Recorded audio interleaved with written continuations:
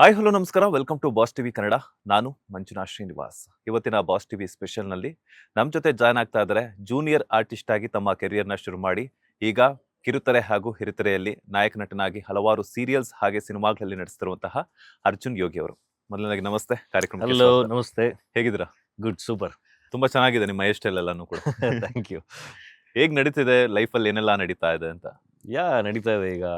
ಒಂದು ತುಂಬ ಖುಷಿಯಿಂದ ತುಂಬ ಕಷ್ಟಪಟ್ಟು ಒಂದು ವರ್ಣ ಅಂತ ಒಂದು ಸಿನಿಮಾ ಹ್ಮ್. ಆಲ್ಮೋಸ್ಟ್ ಮುಗಿಸಿದೀವಿ. ಇನ್ನೊಂದು 4 days ಶೂಟ್ ಬ್ಯಾಲೆನ್ಸ್ ಇದೆ, ಒಂದು ಫೈಟ್ ಮತ್ತೆ ಒಂದು ಸಾಂಗ್ ಬ್ಯಾಲೆನ್ಸ್ ಇದೆ. ಹ್ಮ್. ಜೊತೆಗೆ ಆಬ್ವಿಯಸ್ಲಿ ಒಂದು ಸೇಫರ್ ಸೈಡ್ ಒಂದು ಶಾಂತಿ ನಿವಾಸ ಅಂತ ಉದಯ್ ಟಿವಿ ಒಂದು ಸೀರಿಯಲ್ ನಡೀತಾ ಇದೆ. 2 ಪ್ರಾಜೆಕ್ಟ್ ಕೈಯಲ್ಲಿ ಇಟ್ಕೊಂಡು ಗುಡ್ ಆಸ್ ಆಫ್ ನಾವು ಚೆನ್ನಾಗಿ ನಡೀತಾ ಇದೆ ಈಗ.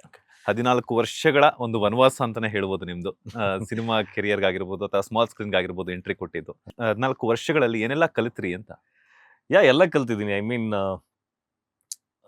ಏಳು ಬೀಳುಗಳು, ಕಷ್ಟ ಸುಖ, ಕಷ್ಟಗಳು ನೋವುಗಳು, ಅದ್ರ ಜೊತೆಗೆ ಫೇಮ್ ಆಗಿರ್ಬೋದು ಎಲ್ಲ. ಅಂದರೆ ಒಬ್ಬ ಮನುಷ್ಯ ಒಂದು ಶೇರ್ ಬಿಸ್ನೆಸ್ ಥರ ಹಿಂಗೆ ಕೆಳಗಡೆ ಬಿದ್ದು ಮೇಲ್ಗಡೆ ಹೋಗಿ ಕೆಳಗಡೆ ಬಿದ್ದು ಮತ್ತೆ ಮೇಲೆ ಹೋಗ್ತಾರಲ್ಲ, ಆ ಥರ ಎಲ್ಲ ಥರದ ಎಕ್ಸ್ಪೀರಿಯನ್ಸ್ಗಳು 14 ವರ್ಷದಲ್ಲಿ ನಾವು ನೋಡಿದಂಥ ಜನಗಳು, ನಮ್ಮನ್ನ ಬೆಳೆಸಿದಂಥ ಜನಗಳು, ಸಕ್ಸಸ್ ಸಿಕ್ಕಿದ್ಮೇಲೆ ನಮ್ಮನ್ನು ಬಿಟ್ಟೋದಂಥ ಜನಗಳು.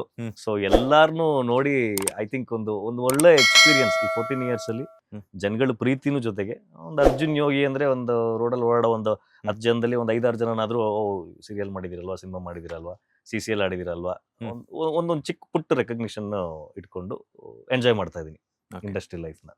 ಸಿನಿಮಾ ರಂಗಕ್ಕೆ ಬರಬೇಕು ಅನ್ನುವಂಥ ತುಡಿತ ನಿಮ್ಗೆ ಏನಕ್ಕೆ ಬಂತು ಅಂತ?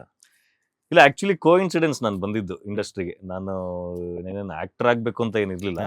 ನನ್ನ ಕಾಲೇಜ್ ಡೇಸಲ್ಲಿ ಇಂಜಿನಿಯರಿಂಗಲ್ಲಿ ಒಬ್ಬ ಒಳ್ಳೆ ಡ್ಯಾನ್ಸರ್ ಆಗಿದ್ದೆ.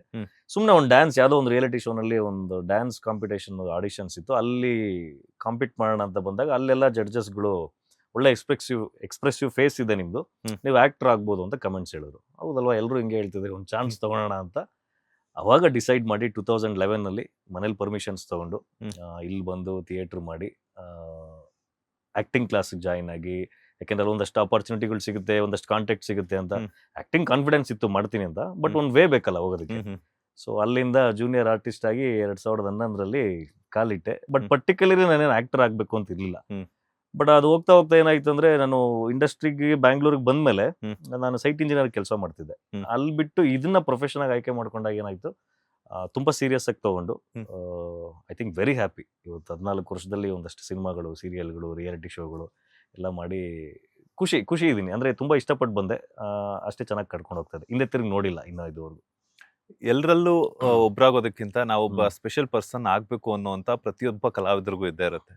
ಸೊ ರೋಡಲ್ಲಿ ನೀವೇ ಹೇಳಿದ್ರಿ, ರೋಡಲ್ಲಿ ಹೋಗ್ತಿರ್ಬೇಕಾದ್ರೆ ಒಂದು 10 ಜನರಲ್ಲಿ ಒಂದು 5-6 ಜನ ಆದ್ರೂ ರೆಕಗ್ನೈಸ್ ಮಾಡ್ತಾರೆ ಅಂತಾರ. ಸೊ ಆ ತರ ರೆಕಗ್ನೈಸ್ ಮಾಡಿದಾಗ ಏನ್ ಅನ್ಸುತ್ತೆ ಆ ಅಭಿಮಾನಿಗಳ ಪ್ರೀತಿ ನೋಡಿದಾಗ ಅಂತ? ಇಲ್ಲ ಸರ್, ಅದೇ ಮೇನ್ ಬೇಕಿರೋದು ನಿಮಗೆ. ಎಂಡ್ ಆಫ್ ದಿ ಡೇ ನಿಮಗೆ ರೆಕಗ್ನಿಷನ್ಗೆ ಎಲ್ಲರೂ ಫಸ್ಟ್ ಕೆಲಸ ಮಾಡೋದು, ಅದಾದ್ಮೇಲೆ ನಿಮ್ಗೆ ರೆಮಂಡ್ರೇಷನ್ ಇನ್ನೊಂದು ಮತ್ತೊಂದು ಅಂತ ಬರೋದು. ಈ ಫೀಲ್ ಏನಂದ್ರೆ ನಾನು ಕಾಲೇಜ್ ಡೇಸಲ್ಲಿ ಇದ್ದಾಗಲೇ ನಂಗೆ ಸಿಕ್ಬಿಟ್ಟಿತ್ತು. ಐ ಮೀನ್ ನಾನು ಇಂಜಿನಿಯರಿಂಗ್ ಮಾಡ್ಬೇಕಾದ್ರೆ SITಲಿ ಐ ಥಿಂಕ್ ಒಂಥರ ಸ್ಟಾರ್ ಬಾಯ್ ಥರನೇ ನಾನು. ಅವಾಗ ಕಲ್ಚರಲ್ಸ್ ನಂದೇ ಒಂದು ಟೀಮ್ ಇತ್ತು. ಸೊ ಎಲ್ಲ ಕಡೆ ಮೈಮ್ ಆಗಿರ್ಬೋದು ಅಥವಾ dance, solo dance, group dance ಎಲ್ಲ ನಾನು ಮಾಡ್ತಾ ಇದ್ದಿಂದಾನೆ ಅಲ್ಲೇ ಒಂಥರ ಸ್ಟಾರ್ ಥರ ನನ್ನ ಕಾಲೇಜಲ್ಲಿ. ಬಟ್ ಆ ಫೀಲ್ ಬೇರೆ ನಿಮಗೆ. ಬಟ್ ಇಲ್ಲಿ ಬಂದು ಅಲ್ಲೇನಂದ್ರೆ ಒಂದು ಪ್ರಾಂತ್ಯಕ್ಕೆ ಸೀಮಿತ ಆಗಿರುತ್ತೆ, ಅಥವಾ ಒಂದು ಕಾಲೇಜ್ಗೆ, ಒಂದು ಡಿಸ್ಟಿಕ್ಗೆ ಮಾತ್ರ ಸೀಮಿತ ಆಗಿರುತ್ತೆ. ಬಟ್ ಇಲ್ಲಿ ಬಂದು ಸ್ಮಾಲ್ ಸ್ಕ್ರೀನ್ ಆಗಿರ್ಬೋದು, ಬಿಗ್ ಸ್ಕ್ರೀನ್ ಆಗಿರ್ಬೋದು, ಅಲ್ಲಿ ನಮ್ಮ ಆ್ಯಕ್ಟಿಂಗ್ನ ನೋಡಿ ಅಥವಾ ನಮ್ಮ ಪ್ರೊಫೆಷನ್ನ ನೋಡಿ 4 ಜನ ಬಂದು, ಸರ್ ನಿಮ್ಮ ನೋಡಿದ್ದೀನಿ, ನೀವು ಚೆನ್ನಾಗಿ ಮಾಡ್ತೀರಾ, ಅದು ಮಾಡಿದಿರಲ್ವಾ, ಇದು ಮಾಡಿದಿರಲ್ವಾ ಅಂತ ಕೇಳಿದಾಗ ತುಂಬ ಖುಷಿ ಆಗುತ್ತೆ. ಅದೊಂದು ಸ್ಪೆಷಲ್ ಫೀಲಿಂಗ್ ಅದು. ಒಂದು ಟೈಮಲ್ಲಿ ಒಂದು ಸಕ್ಸಸ್ ಸಿಕ್ಕಿದಾದ್ಮೇಲೆ ಎಲ್ಲ ಒಂದು ಕಡೆ ನಾವು ದುಡ್ಡಿನ ಕಡೆ ವಾಲ್ತೀವಿ. ರೆಕಗ್ನಿಷನ್ಗಿಂತ ಇಂಪಾರ್ಟೆಂಟ್ ದುಡ್ಡು ಬಂದರೆ ಸಾಕಪ್ಪ ಅನ್ನೋ ಥರ ಹೋಗ್ತೀವಿ. But end of the day ನಮಗೆ ಮೇಯ್ನ್ ಒಬ್ಬ ಕಲಾವಿದನಿಗೆ ರೆಕಗ್ನಿಷನ್ ಇಂಪಾರ್ಟೆಂಟ್. ಅದು ನನಗೆ ಫಸ್ಟ್ ಒಬ್ಬರು ನನ್ನ ಕಸ್ತೂರಿಲಿ ಒಂದು ಸೀರಿಯಲ್ಲು ಆಫ್ಟರ್ ಜೂನಿಯರ್ ಆರ್ಟಿಸ್ಟ್ ಇದೆಲ್ಲ ಆದಮೇಲೆ ಒಂದು ಲೀಡ್ ಕ್ಯಾರೆಕ್ಟರ್ ಕಸ್ತೂರಿಲಿ ಸಿಕ್ತು. ಅದು ಟೆಲಿಕಾಸ್ಟ್ ಆಗಿ 2 ದಿನಕ್ಕೆ ಒಬ್ಬರು ಟೀ ಅಂಗಡಿ ಹತ್ರ ಒಬ್ಬರು ಅಂಕಲ್ ಬಂದು ಮಾತಾಡ್ಸಿದ್ರು. ನೀನು ಆರ್ಟಿಸ್ಟ್ ಏನಪ್ಪ, ನಿನ್ನೆ ನಿಮ್ಮ ಸೀರಿಯಲ್ ನೋಡಿದೆ ನಾನು, ಹೊಸ ಸೀರಿಯಲಲ್ಲಿ ಮಾಡ್ತಿದ್ಯಲ್ವ ಅಂತ. ಫಸ್ಟ್ ರೆಕಗ್ನಿಷನ್ ಅದು. ಓಕೆ, ಎಷ್ಟು ಖುಷಿ ಆಯಿತು ಅಂದರೆ, ನಾನು ಶಿರ್ಕೆ ಅಪಾರ್ಟ್ಮೆಂಟಲ್ಲಿ ನಾನು ಬ್ಯಾಚುಲರ್ ಆಗಿದ್ದಿದ್ದವಾಗ ಅಲ್ಲೊಂದು ರೂಮ್ ಮಾಡ್ಕೊಂಡಿದ್ದೆ. ಅದನ್ನು ನನಗೆ ಇವತ್ತು ಒಂಥರ ಕಣ್ಣಿಗೆ ಕಟ್ಟದಂಗಿದೆ. ಅದೊಂಥರ ಎಮೋಷನಲ್ ಮೊಮೆಂಟ್ ಅದು. ಅಂದರೆ ಒಬ್ಬ ಕಲಾವಿದ ಅಂತ ಗುರುತಿಸ್ಕೊಂಡು ಒಬ್ಬ ನಾರ್ಮಲ್ ಆಡಿಯನ್ಸ್ ಬಂದು ಮಾತಾಡ್ಸಿದೆಯಲ್ಲ, ಸ್ಪೆಷಲ್ ಫೀಲಿಂಗ್ ಅದು, ಯಾವತ್ತಿದ್ರೂ ಸ್ಪೆಷಲ್ ಫೀಲಿಂಗ್. ಎಷ್ಟು ರೆಮ್ಯುನರೇಷನ್ ತಗೊಂಡಿದ್ದು ಮೊದಲಿಗೆ? ನಾನು ಜೂನಿಯರ್ ಆರ್ಟಿಸ್ಟ್ ಕಾರ್ಡ್ ಮಾಡಿಸ್ಬಿಟ್ಟಿದ್ದೆ ಸರ್ ನಾನು. ಅವಾಗ ಏನಂದ್ರೆ ಜೂನಿಯರ್ ಆರ್ಟಿಸ್ಟ್ಗೆ 500 ರೂಪಾಯಿ ಕೊಡೋರು. ಹಾ. ನನಗೆ ಅಂದ್ರೆ ಅದಕ್ಕಿಂತ ಬಿಫೋರು ನಾನು ಥಿಯೇಟರ್ ಮಾಡ್ತಿದ್ದೆ. ಕಲ್ಯಾಣಿ ಪ್ರದೀಪ್ ಅಂತ ಆರ್ಟಿಸ್ಟ್ ಇದ್ರು, ಅವ್ರ ತಂಡದಲ್ಲಿದ್ದೆ. ಮುಕುತಿ ಮುಕುತಿ ಅಂತ ಒಂದು ನಾಟಕ ಮಾಡಿದ್ವಿ ಕಲಾಕ್ಷೇತ್ರದಲ್ಲಿ. ಅಲ್ಲಿ ಅವ್ರು ನನಗೆ 200 ರೂಪಾಯಿ ಕೊಟ್ಟಿದ್ರು. ಅಂದ್ರೆ ಈ ಪ್ರೊಫೆಷನ್ಗೆ ಬಂದು ಫಸ್ಟ್ ಅಲ್ಲಿ 200 ರೂಪಾಯಿ ತಗೊಂಡಿದ್ದು. ಅದಾದ್ಮೇಲೆ ಒಂದು ಜೂನಿಯರ್ ಆರ್ಟಿಸ್ಟ್ ಕಾರ್ಡ್ ಮಾಡಿದ್ಮೇಲೆ ಅವ್ರು 500 ರೂಪಾಯಿ ಕೊಡೋರು ನನಗೆ 11 ಅಲ್ಲಿ. ಐ ಥಿಂಕ್ ಅಲ್ಲಿಂದ ಜರ್ನಿ ಸ್ಟಾರ್ಟ್ ಆಗಿದ್ದು ನಮ್ದು. ಓಕೆ, ಅಂದ್ರೆ 500 ರೂಪಾಯಿಂದ ಈಗ ಎಲ್ಲಿ ತನಕ ಬಂದಿದ್ದೀರಾ? ಸುಮ್ನೆ ಸರ್, ಚೆನ್ನಾಗಿದೆ ಸರ್. ಅಂದ್ರೆ ಒಂದು IT ಕಂಪ್ನಿಲಿ ಎಷ್ಟು ತಗೊಂತಾರೆ, ಐ ಥಿಂಕ್ ಅದಕ್ಕಿಂತ ಬೆಟರ್ ನಮ್ಮ ಸ್ಮಾಲ್ ಸ್ಕ್ರೀನ್ ಅಲ್ಲಿ ಸಿಗುತ್ತೆ. ಸಿನಿಮಾ ಆಬ್ವಿಯಸ್ಲಿ ಡಿಪೆಂಡ್ಸ್ ನಿಮಗೆ ಪ್ರೊಡಕ್ಷನ್ ಮೇಲೆ, ಪ್ರಾಜೆಕ್ಟ್ ಮೇಲೆ ಡಿಪೆಂಡ್ ಆಗುತ್ತೆ. ಬಟ್ ಆಸ್ ಆಫ್ ನಾವು ಇವತ್ತೊಬ್ಬ IT ಕಂಪ್ನಿ ನನ್ನ ಫ್ರೆಂಡ್ಸ್ಗಳೆಲ್ಲ ಏನು ದುಡಿತಿದಾರಲ್ಲ, ಅವ್ರಿಗಿಂತ ಸ್ವಲ್ಪ ಅಂದ್ರೆ ಫಾರ್ ಎಕ್ಸಾಂಪಲ್ ಡೇಟ್ಸ್ ಮೇಲೆ ಡಿಪೆಂಡ್ ಆಗುತ್ತೆ. ಹೌದು, ಹಂಗೆ ಲೆಕ್ಕ ಹಾಕೋಬೇಕು ಅಂದ್ರೆ ಅವ್ರು 3 ತಿಂಗಳು 4 ತಿಂಗಳು ತಗೊಂಡೋದು, 1 ತಿಂಗಳಲ್ಲಿ ತಗೊಂಡಿದ್ದು ಉಂಟು ನಾನು. ಒಂದೊಂದು ಟೈಮಲ್ಲಿ ಡೇಟ್ಸೇ ಬಂದಿರಲ್ಲ. ಆ ಟೈಮಲ್ಲಿ ಅವ್ರು ತಗೊಳೋ 10% ಬಂದಿರಲ್ಲ ಹಿಂಗೆ. ಬಟ್ ಒಬ್ಬ IT ಕಂಪ್ನಿಲಿ ಏನು ದುಡಿತಾನೆ ಅದು ತಗೊಂತೀವಿ. ಓಕೆ, ಒಬ್ಬ ಅಂದ್ರೆ ಲೈಕ್ ಏನಂತ ನೀವು ಅನ್ಕೊಂಡಿರೋ ಹಾಗೆ ಒಂದು ಲೈಫ್ ನ ಲೀಡ್ ಮಾಡ್ತಿದ್ದೀರಾ. ಡೆಫಿನೆಟ್ಲಿ ಹೌದು, 100%. ಎಷ್ಟು ಸ್ಯಾಟಿಸ್ಫ್ಯಾಕ್ಷನ್ ಕೊಟ್ಟಿದೆ ಆರ್ಟಿಸ್ಟ್ ಬದುಕು ಅನ್ನುವಂಥದ್ದು? ಇದು ಲಿಮಿಟ್ಲೆಸ್, ಎಂಡ್ಲೆಸ್ ನಿಮಗೆ. ಆಕ್ಟರ್ಸ್ಗೆ ಏನಂದ್ರೆ ಅಂದ್ರೆ ಪ್ರೊಫೆಷನಲಿ ಇದನ್ನೇ ಆಯ್ಕೆ ಮಾಡ್ಕೊಂಡಾಗ ಏನಾಗುತ್ತೆ, ಯಾವುದೋ ಹೋದ ವರ್ಷ ಯಾವುದೋ ಒಂದು ಪ್ರಾಜೆಕ್ಟ್ ತುಂಬಾ ದೊಡ್ಡ ಹಿಟ್ಟಾಗಿರುತ್ತೆ ಅಂತ ಅನ್ಕೊಳ್ಳಿ ನಿಮ್ದು.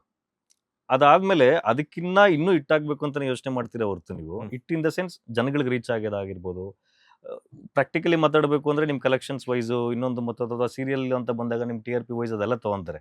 ಬಟ್ ಪ್ರೊಫೆಷನಲ್ ಆಕ್ಟರ್ಸ್ ಯಾವತ್ತೂ ರೆಮ್ಯುನರೇಷನ್ಸ್ ಆಗಿರ್ಬೋದು ಅಥವಾ TRP ಆಗಿರ್ಬೋದು ಅವೆಲ್ಲ ಯೋಚನೆ ಮಾಡಲ್ಲ. ನಾನು ಎಷ್ಟು ಜನಕ್ಕೆ ರೀಚ್ ಆದೆ, ನನ್ನ ಪಾತ್ರ ಅವ್ರಿಗೆ ಇಷ್ಟ ಆಯ್ತಾ, ಅಥವಾ ಎಷ್ಟು ಜನ ನಾನು ಮಾತಾಡ್ಸ್ತಾರೆ ಅನ್ನೋದ್ರ ಮೇಲೆ ಅಳಿತಾರೆ. ನಾನು ಆ ಕಲಾವಿದ ನಾನು. ಈಗ ರೀಸೆಂಟ್ ಆಗಿ ಬರೋ ಆರ್ಟಿಸ್ಟ್ಗಳು ಈಗ ರೀಲ್ಸ್ ನೋಡ್ಕೊಂಡು ಅಥವಾ ಅವ್ರ ಫೇಸ್ಬುಕ್ ಅಲ್ಲಿ, ಇನ್ಸ್ಟಾಗ್ರಾಮ್ ಅಲ್ಲಿ ಫೋಟೋ ನೋಡ್ಕೊಂಡು ಲೀಡ್ ಕ್ಯಾರೆಕ್ಟರ್ಗಳು ಮಾಡ್ತಾರಲ್ಲ, ಅವರೆಲ್ಲ TRP ಮೇಲೆ ಕೌಂಟ್ ಮಾಡ್ತಾರೆ. ಪಾಪ ಅವ್ರಿಗೇನೋ ಗೊತ್ತೇ ಇರಲ್ಲ. ಐ ಮೀನ್ ನನ್ನ ಸೀರಿಯಲ್, ನಾನು ಫಸ್ಟ್ ಸೀರಿಯಲ್ ಆಕ್ಟ್ ಮಾಡ್ತಿರೋದು ಇಷ್ಟು TRP ಬಂತು, ಇನ್ನೊಬ್ಬ ಯಾರೋ ಸೀನಿಯರ್ ಮುಂಚೆ TRP ಬಂದಿರುತ್ತಲ್ಲ ಅವ್ನಿಗಿಂತ ನಾನು ಜಾಸ್ತಿ ಇದೀನಿ ಅಂತ ನಾವು ಅವಾಗೆಲ್ಲ ಬಂದವ್ರು. ನಾವು ರಬ್ಬರ್ ಬ್ಯಾಂಡ್ ನ ಫೋಟೋ ಹಾಕೊಂಡು ಹೋಗಿ ಪ್ರತಿ ಶೂಟಿಂಗ್ ಸ್ಪಾಟ್ಗೂ ಕೊಟ್ಟು ಬಂದಿರೋ ಅಂಥವ್ರು. ಸೊ ನಮ್ಗೆ TRP ಅಥವಾ ರೆಮ್ಯುನರೇಷನ್ ಇದಕ್ಕಿಂತ ಇಂಪಾರ್ಟೆಂಟ್ ನಾವು ಮಾಡೋ ಕೆಲಸ ಎಷ್ಟು ಜನಕ್ಕೆ ರೀಚ್ ಆಯ್ತು, ಎಷ್ಟು ಜನ ಮಾತಾಡ್ತಾರೆ ಅಂತ. ಐ ಥಿಂಕ್ ಆ ವೇನಲ್ಲಿ I am very happy. Latest ಹಾಗೂ ಇಂಟ್ರೆಸ್ಟಿಂಗ್ ಸುದ್ದಿಗಳಿಗಾಗಿ ಬಾಸ್ ಟಿವಿ ಕನ್ನಡ ಚಾನೆಲ್ನ ಸಬ್ಸ್ಕ್ರೈಬ್ ಮಾಡಿ, ಹಾಗೆಯೇ ಬೆಲ್ ಐಕಾನ್ ಪ್ರೆಸ್ ಮಾಡಿ. ಇದರ ಜೊತೆಗೆ ಫೇಸ್ಬುಕ್, ಇನ್ಸ್ಟಾಗ್ರಾಮ್, ಎಕ್ಸ್ ನಲ್ಲೂ ಮಿಸ್ ಮಾಡದೆ ಫಾಲೋ ಮಾಡಿ.